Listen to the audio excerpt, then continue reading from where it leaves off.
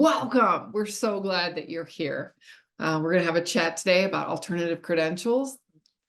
UPCEA, StraighterLine, Bruce, I will introduce ourselves. We had the opportunity to partner and do a little bit of research from the student lens, the learner's lived experience, and institutional impact. What does it really mean to leave school, come back to school? Why do people leave and what brings them back? So I'm Dr. Amy Smith, the Chief Learning Officer at StraighterLine, and I'm going to let Bruce introduce yourself today.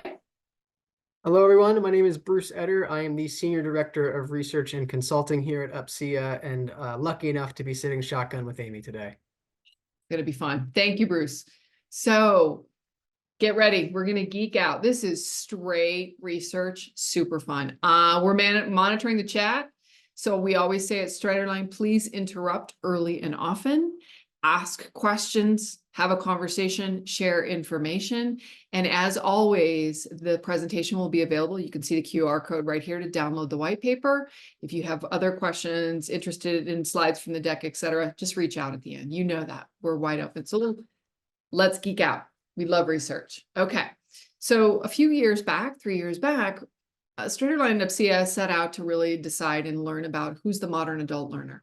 Everybody writes about it, op-eds about it, demographics about it. You all have them at your institutions. And the question for us was, who are they really? What gets them to school? Why do they go to college? Why do they leave? What does it look like? We just wanted to really get a good understanding of the modern adult learner.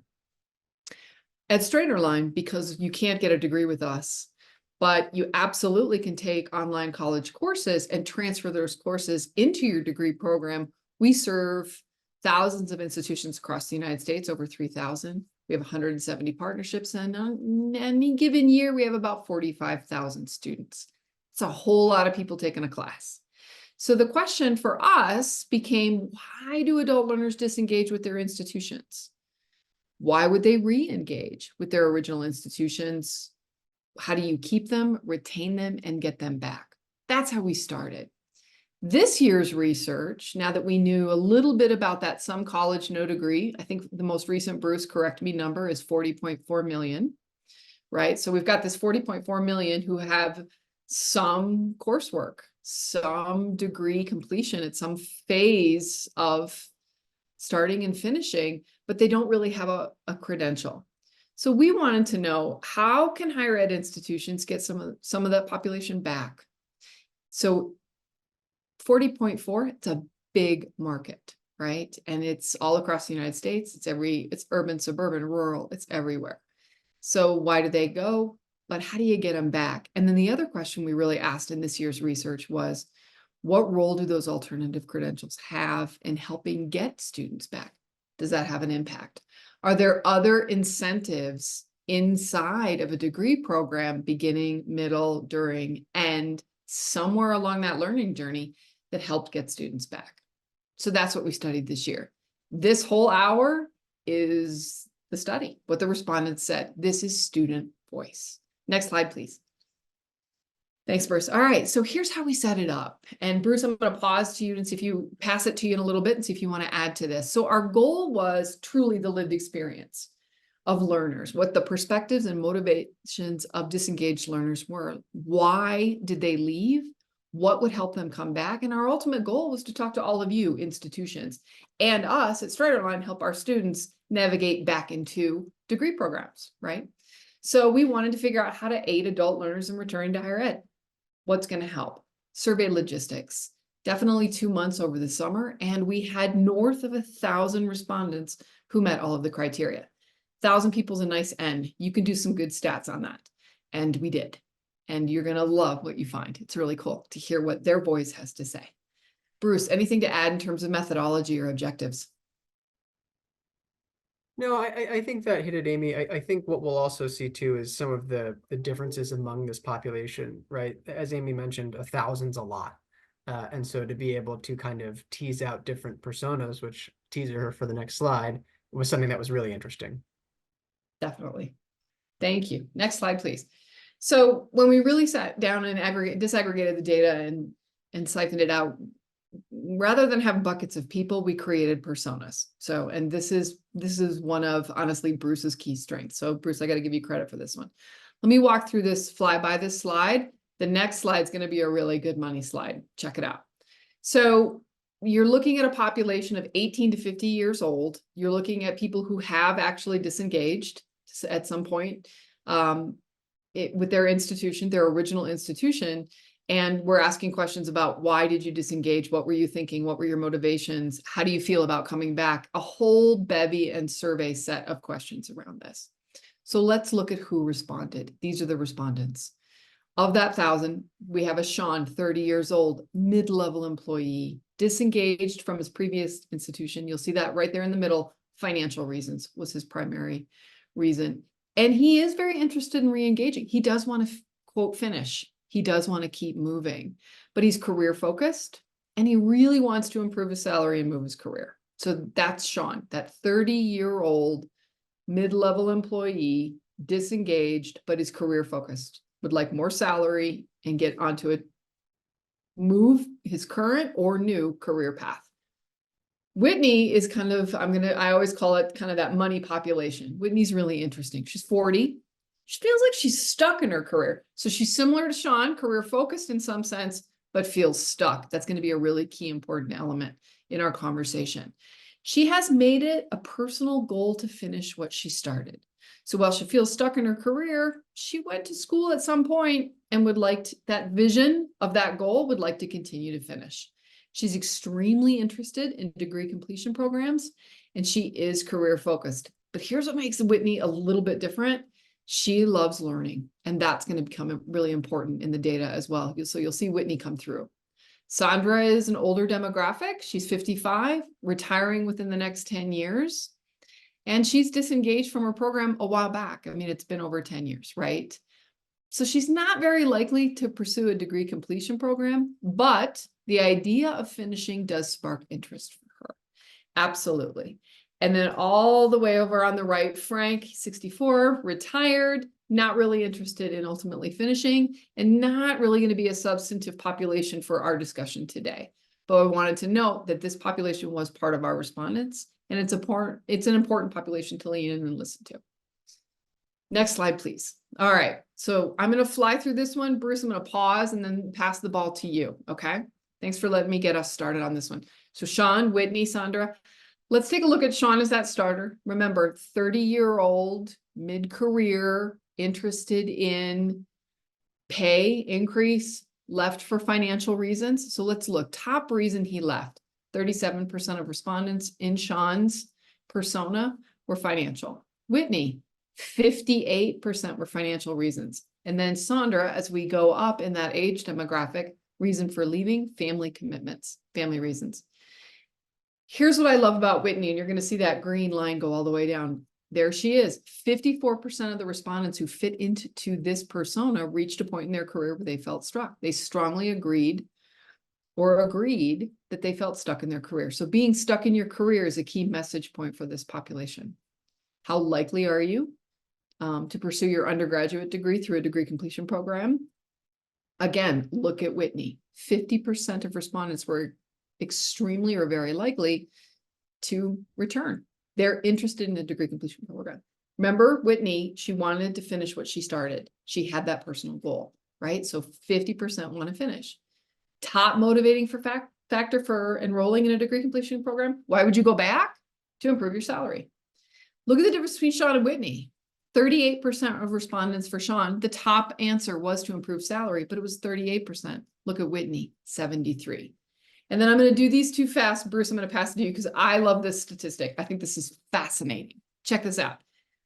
So if you're going to return and you're considering a degree completion program, we were curious, could we incentivize you?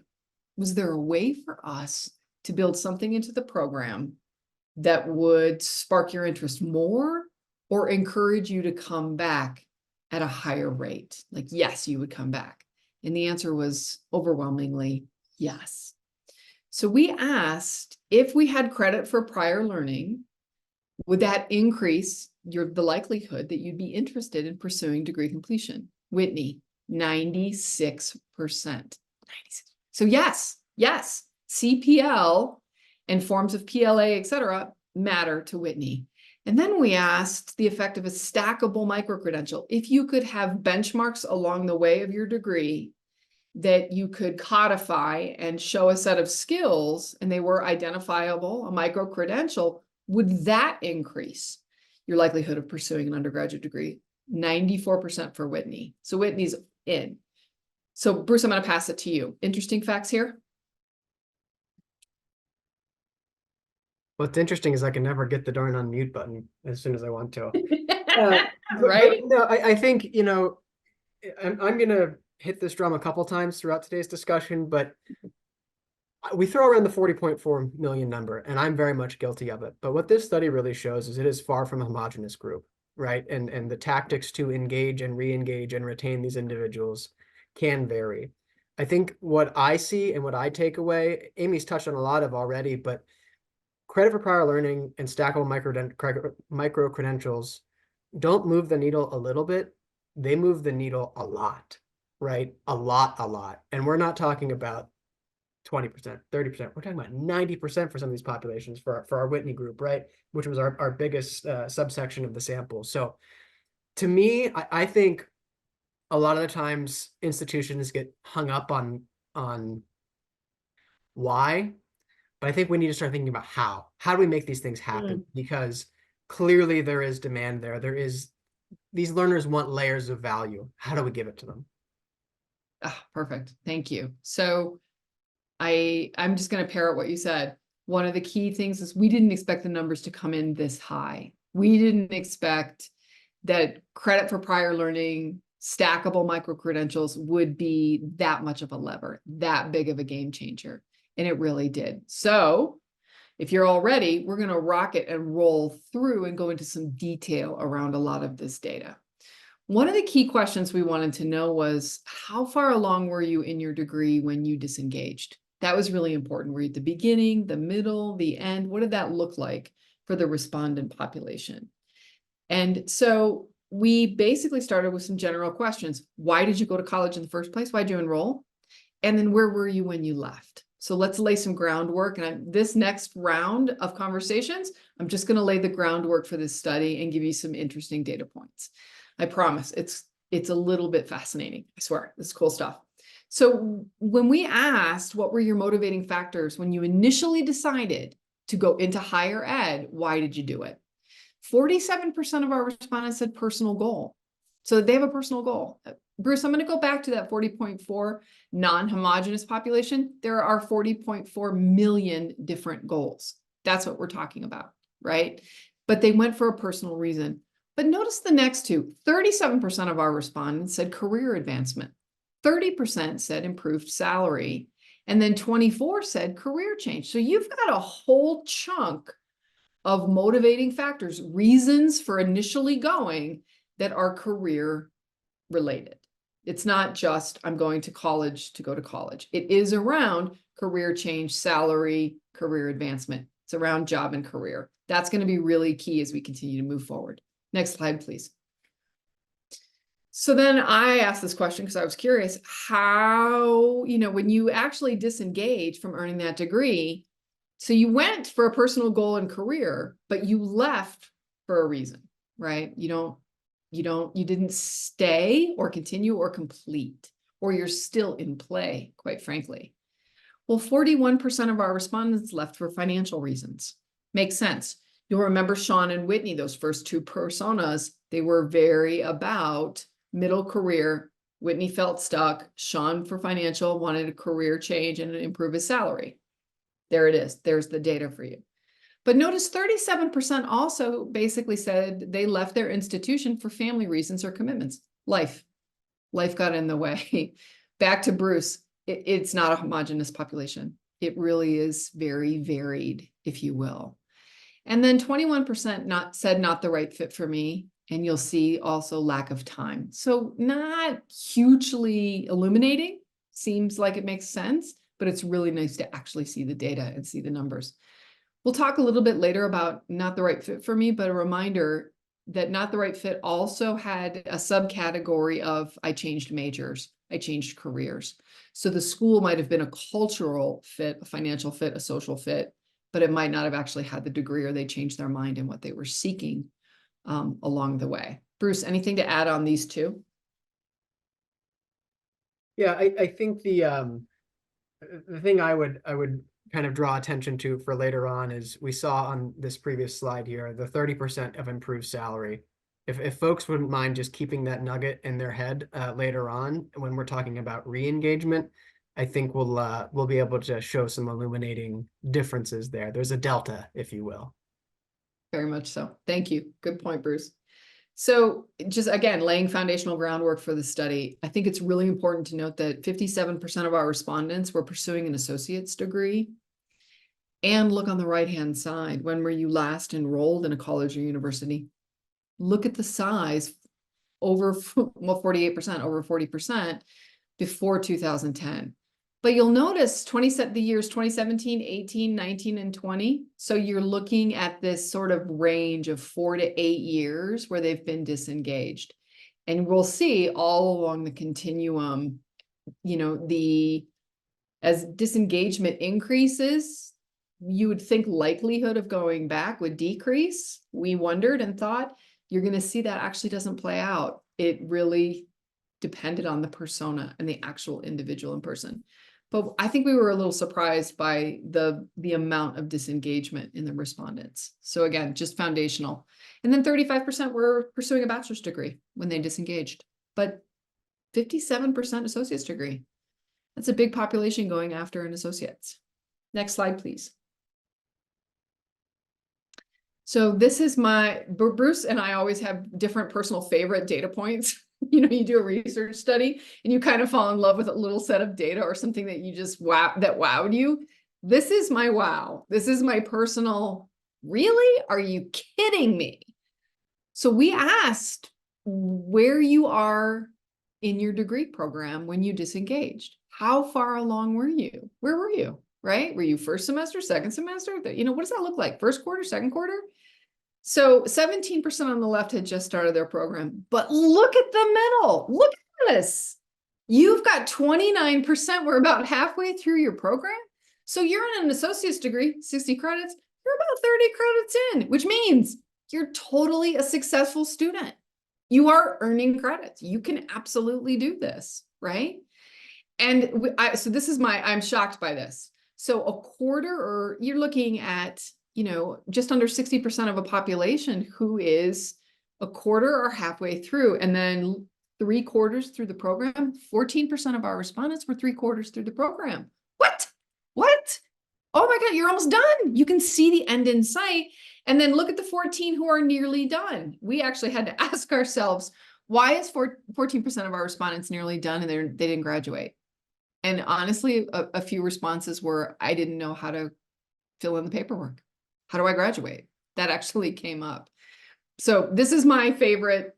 I couldn't believe the world is successful. Adults know how to get through college courses and learn and earn at the same time. Bruce, anything to add on this one? I love this slide. This data just blows my mind. No, I mean, this slide to me is a little bit more damning for higher ed with, you know, 3/4 or nearly done.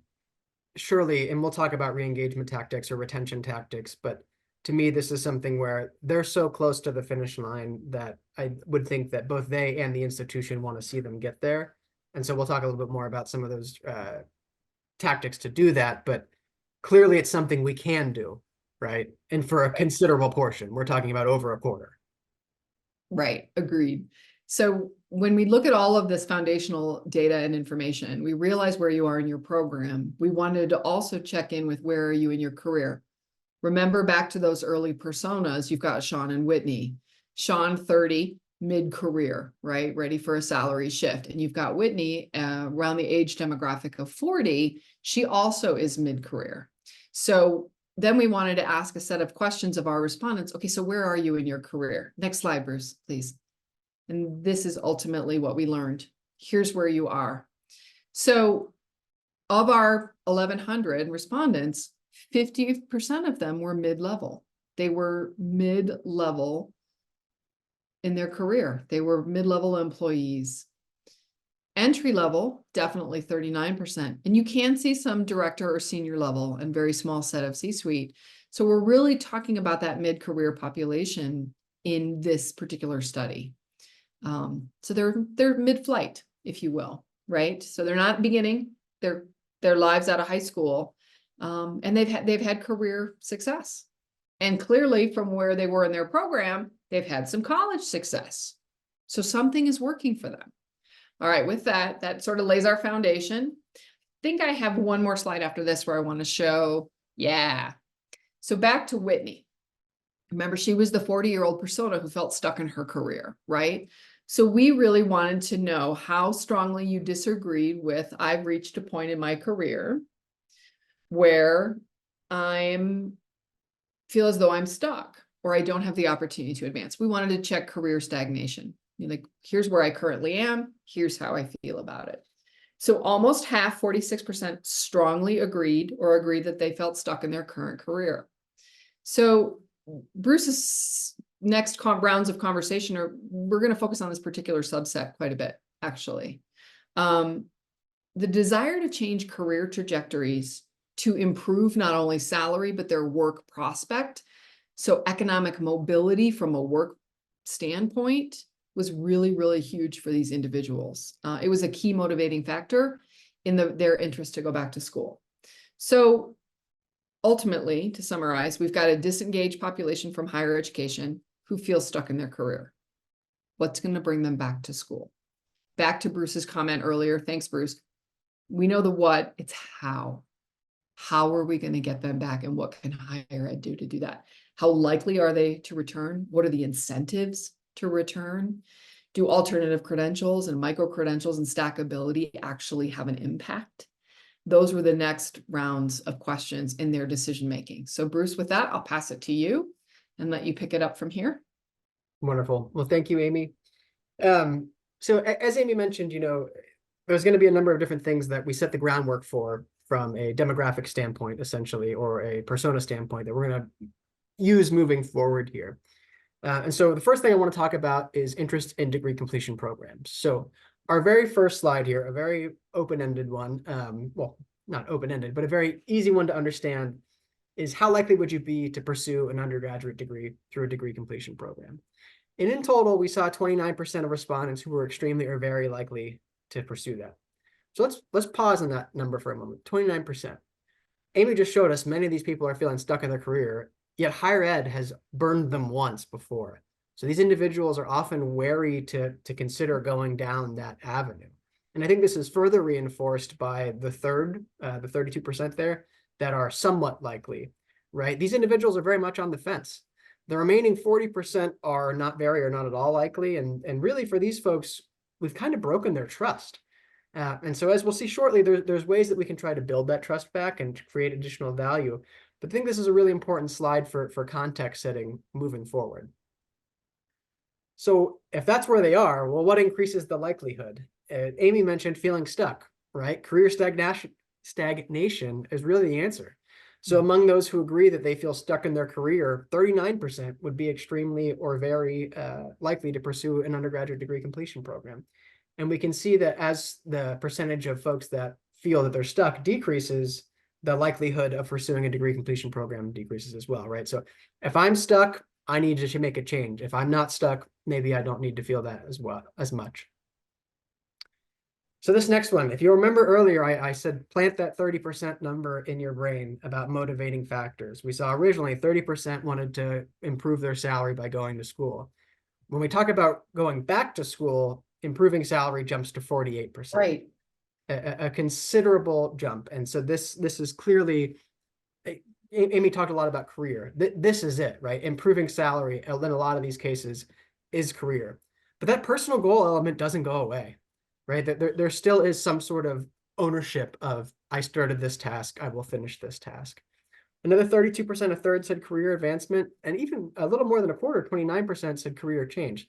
So they've tried out a particular path that they after disengaging, and they're ready for something different. So they're trying to switch. So when asked about factors or what factors would be important when making a decision about a degree completion program, I don't think this is going to come as a surprise. over 2/3, 68% said the cost or tuition of the degree. 56% said speed, which really translates to tuition or cost of the degree. And then a third, 33% said the number of credits that were transferred. And another third talked about communication from the institution. So I think a lot of this is kind of water is wet, sort of duh information. But let me draw your attention to this next point. 31% cited a factor as the ability to earn credentials, such as badges or certificates that demonstrate competencies along the way towards earning to their degree. That is 2% lower than the number of credits that transfer. I'm just going to pause and let that sink in for a second. 2% lower the ability to earn credentials as they stack towards their degree and the number of credits that transfer. That's mind-blowing to me. But also what we see when cost and speed are at the top, students feel stuck in their career. They don't want to feel stuck, so they're more apt to go back. Thinking about short-term and long-term factors. So that last slide was a select all that apply, and this slide is a most valuable. So we can see that there's a consistent top three among short-term and long-term goals, right? Tuition, speed, and then again, this ability to earn credentials along the way. I think this is just fascinating to me because the question was phrased in a way that it's most valuable.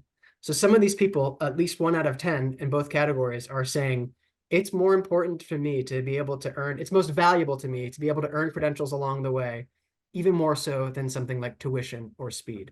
So what this says to me is, again, they're craving value, right? The first time they tried school out, they did some stuff, as Amy said, they made progress. It wasn't like they were poor students, but then they had nothing to show for it. So that year, those 2 years, those 3 years, those 3+ years, I put into my degree, I have nothing but debt to show for it. And so I think that's really why that ability to earn credentials is just so important for institutions to think about. So essential takeaways. This is the how, the strategies for enrollment. How do we try to do some of these things? Well, credit for prior learning is a great answer. So here we have over 3/4 of respondents, 78%, said credit for prior learning would greatly increase or increase their interest in pursuing an undergraduate degree. So if we translate these percentages to our 40.4 million population, we're talking about 31.5 million saying credit for prior learning would increase their interest in pursuing an undergraduate degree. That is an absolutely massive population, right? And it's also something that higher ed has experience with, right? I think, there are plenty of institutions that have already established very,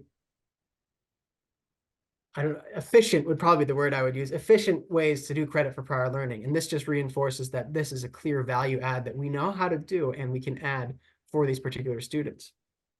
Hey, so Bruce, let's I'm go back sorry. to that homogeneity you were talking about earlier. Yeah. So if you're looking at 40.4, and they're all different personas, and they have all different goals for going to school.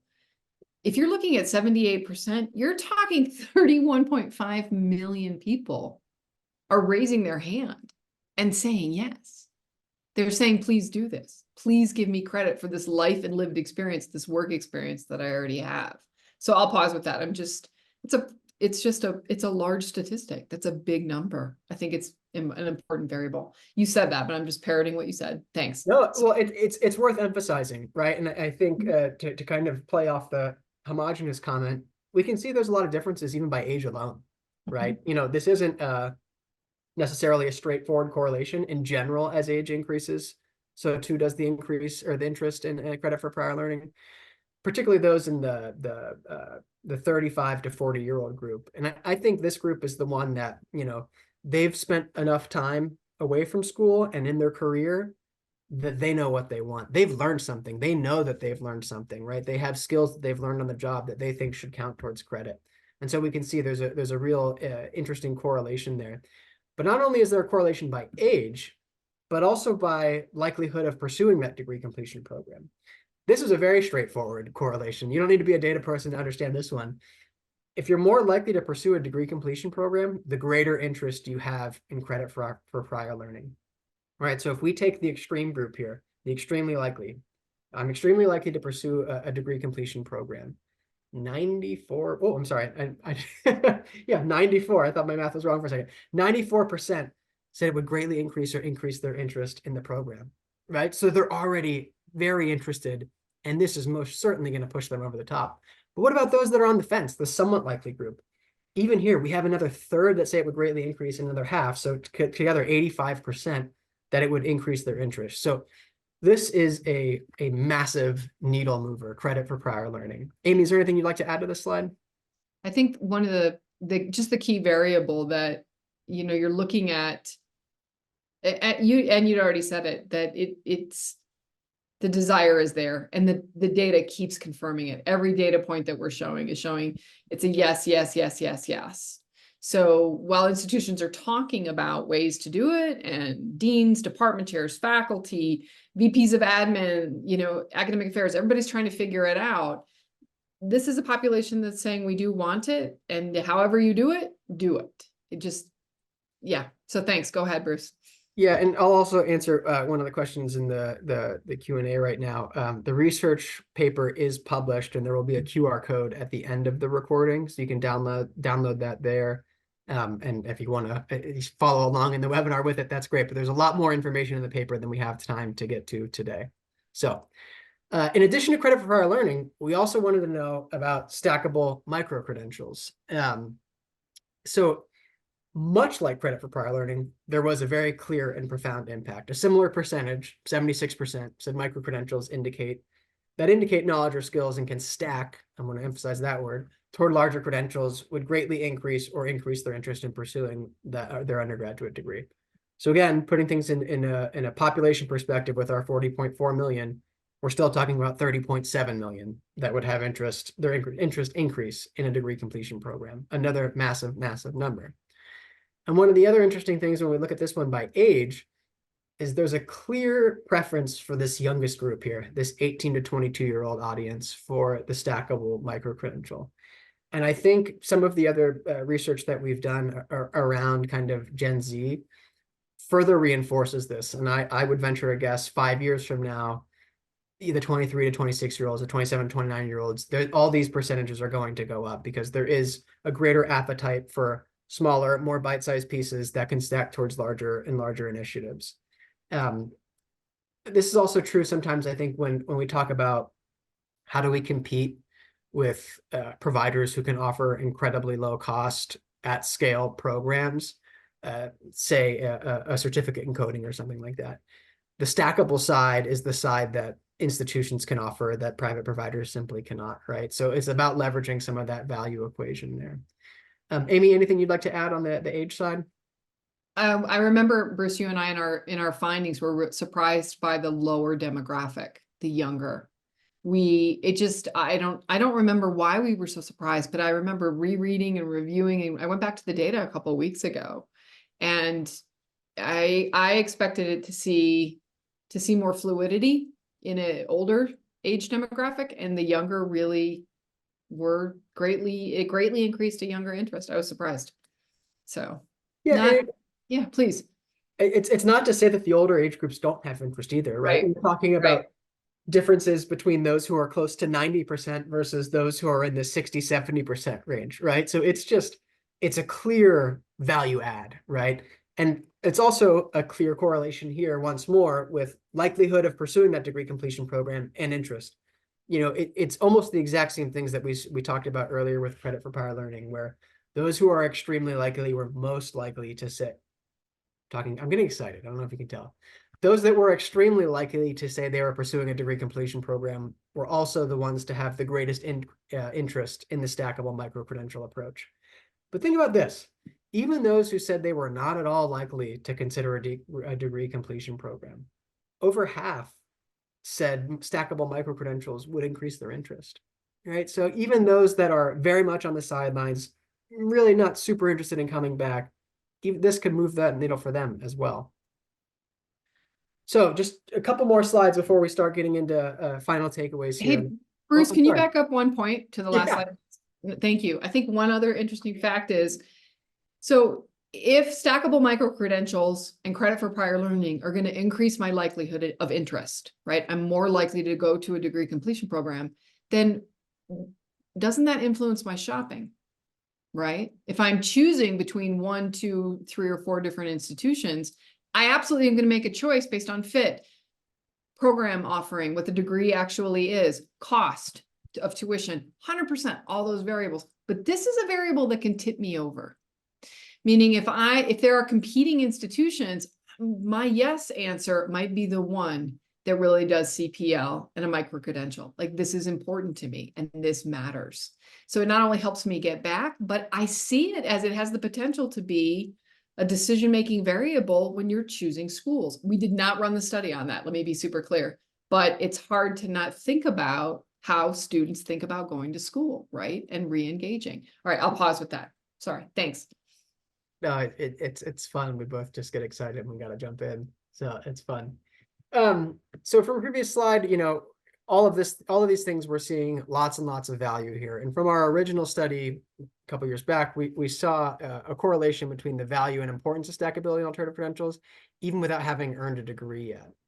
So we asked disengaged students what tactics the school could have done or used to keep them and retain them really as students while they work through their program. And here you can see providing a certificate for credits earned, right? They want validation that they want recognition that they've done something already, right? If I've completed 60 of my 120 credits, I know something, right? And it's up to the particular program to decide what that might be. But I think this is particularly important for areas that aren't necessarily one-to-one job type of programs, right? It's not an accountant. If you get an accounting degree, you're probably going to be an accountant. But someone like yours truly, who comes from liberal arts, there's a lot of things that students learn in liberal arts programs that aren't necessarily easily communicated by the degree alone, right? So if I have a degree in sociology, maybe I have things like critical thinking, empathy, emotional intelligence, teamwork, right? Some of these things that could be included so that I'm able to display some of those competencies and skills that I've earned through a certificate for the credits that I've already earned.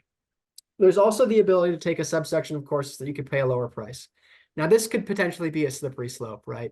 So, but what we saw earlier is the main reason folks are disengaging is a financial one, right? So if there's a way for us to figure out how to identify those at-risk students, communicate with those at-risk students, and figure out ways that they could potentially take a subsection of courses at a lower price, that could potentially be beneficial.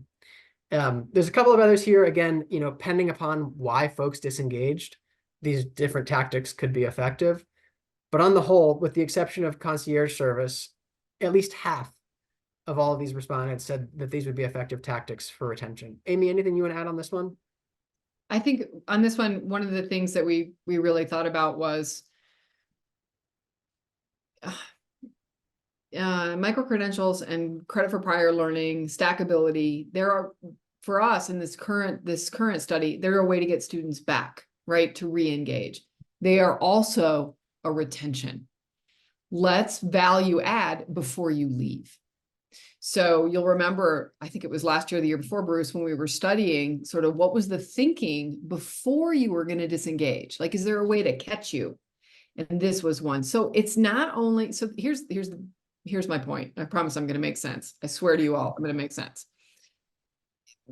Things such as these value adds into the degree, stackability, micro-credentials, credit for prior learning, they're value add to everyone. They absolutely help get you back. They also serve those you already have.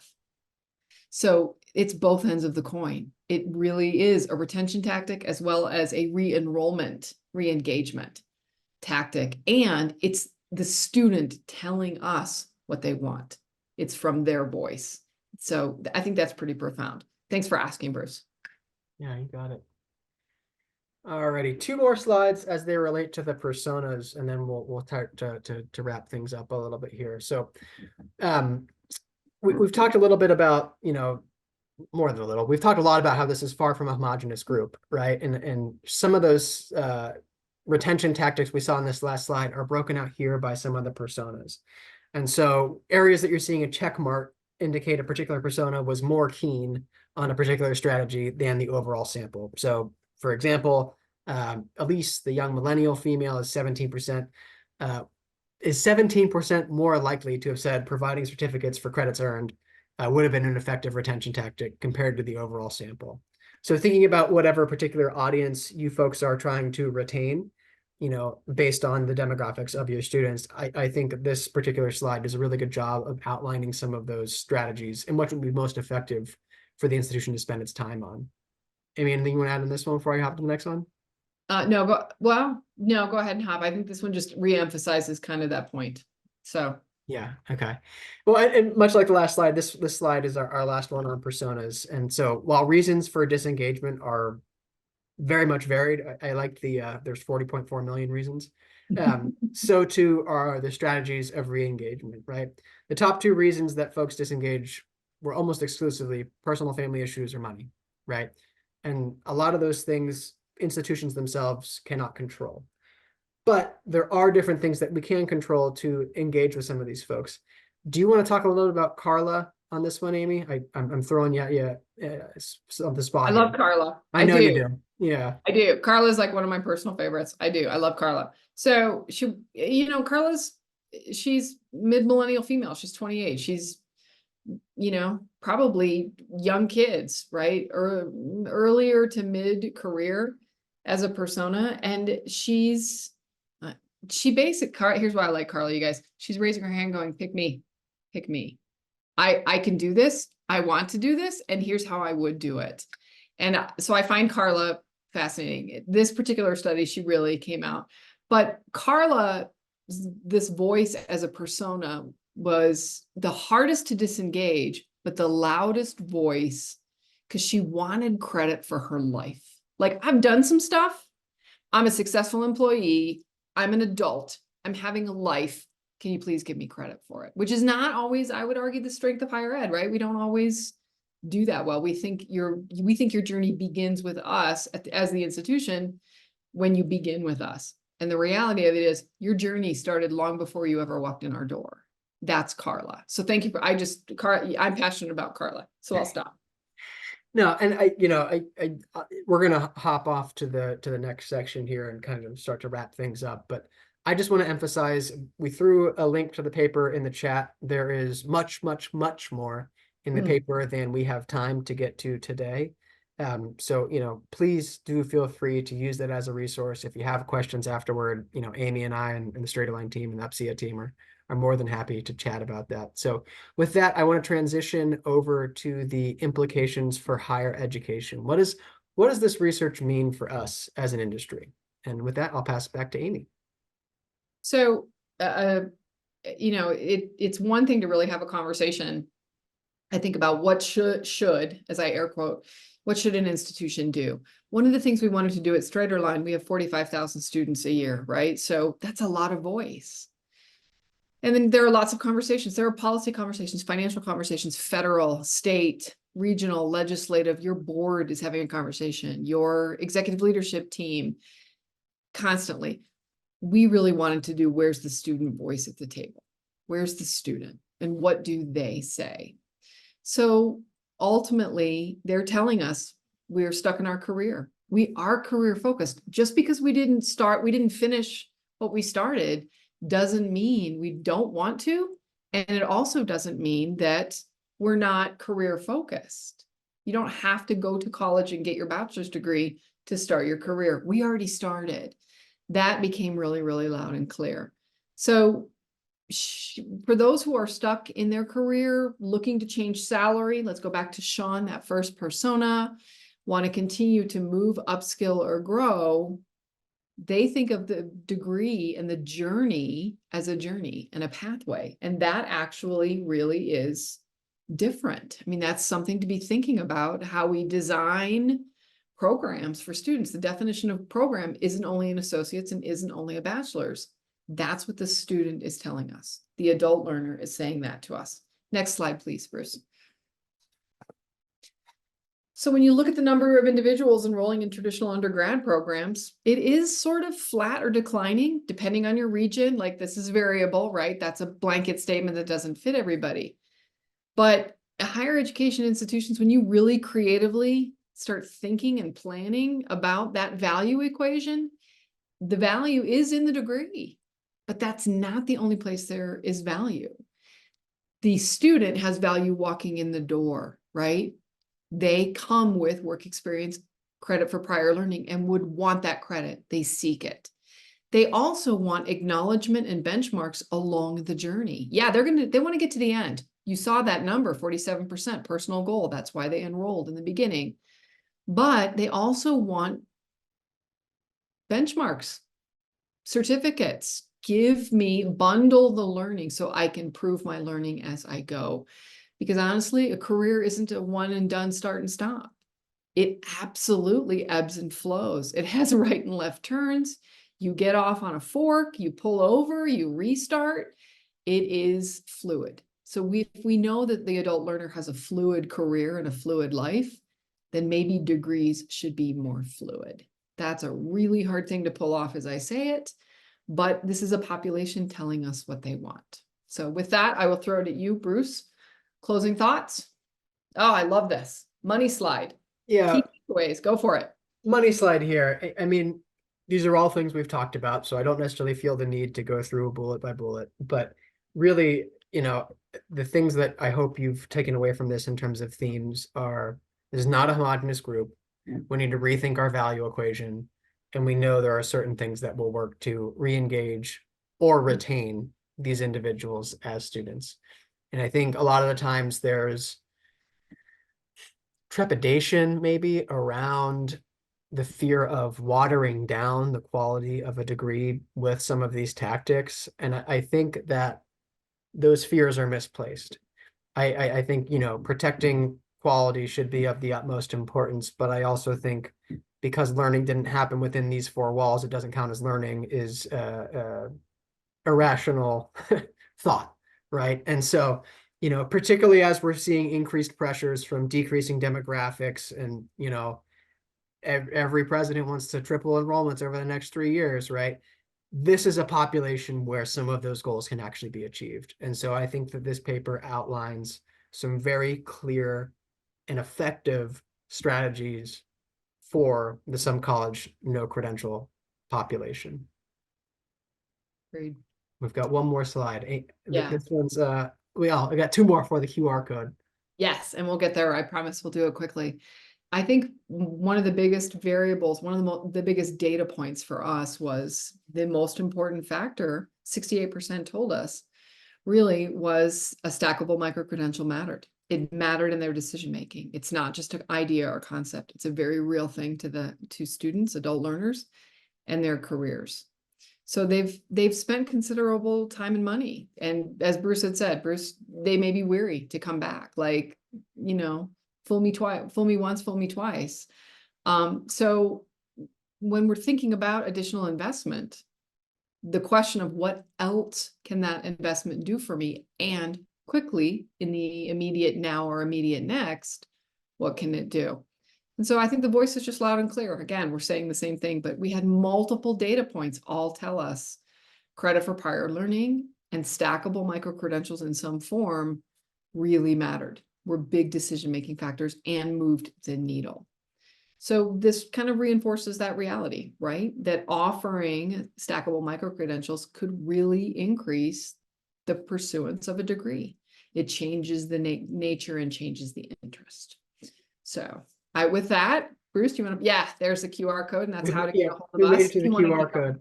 Yes. I do want to add one other note. This is very much focused on some college no credential population. UPCEA has done a few other studies that show from an employer perspective, their interest in the stackable model, right? So we have a chorus. This isn't a singular voice that's saying some of these things. So I just, I have conversations all the time about the stackable model. I just really, really, really see it as the future. And, again, one of the few populations that actually has growth and potential for higher ed. And honestly, that we should keep our promises to is this some college no credential population. So with that, we've had a chance to answer some of the questions in the Q&A function. Are there any other questions that Amy or I could ponder with you all? And perhaps not. Maybe we nailed everything, or perhaps you've all left and are already reading the paper. You don't need us anymore. If only. I hope you all do. I hope you geek out on it, enjoy it as much as we enjoyed actually doing the research on it. It was fascinating and super fun. So you have a way to get a hold of us. Yes, we will provide an email, and a recording will be coming to you. And then, of course, the QR code is there, and links are located in the chat as well as QA. Olivia, thank you for doing that. We're grateful. And to all of you, thanks for giving us an hour of your time today and letting us share the voice of students and what adult learners really want. We are grateful that you are here, and we look forward to continued conversations. So thanks, everybody. Thank you all. Have an excellent day.